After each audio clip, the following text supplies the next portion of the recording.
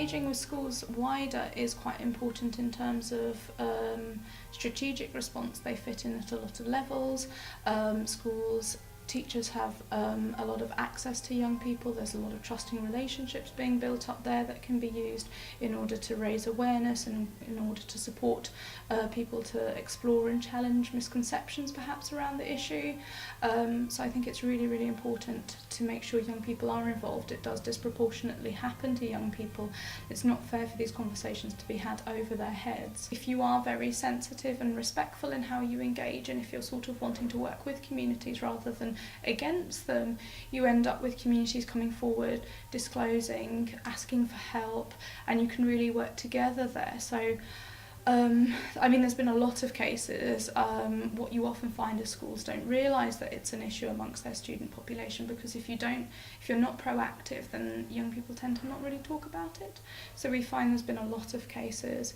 We find even with staff training that you have disclosures, so it's not this dichotomy between students who are at risk or students who've undergone it and staff to protect them. Often you find staff members who are from practicing communities or have experience as well.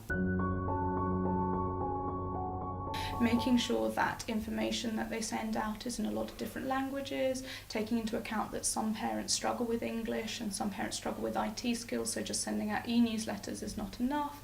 It might be that you want to start, some schools have, say, parent liaison officers, that sort of thing, to start building up this safety, so coffee mornings, English language lessons on site, sort of building up this, and that's a really nice basis to do FGM work on, because then you've got that trust and then you've got that relationship already there. I think overall schools are having a huge impact in terms of the wider strategic response, which is brilliant to see.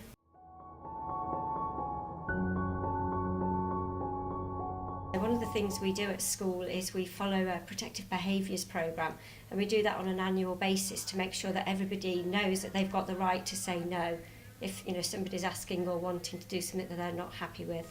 We create positive relationships with the children so that they know that there's a trusted adult that they can talk to if they've got a problem or if they've got a concern.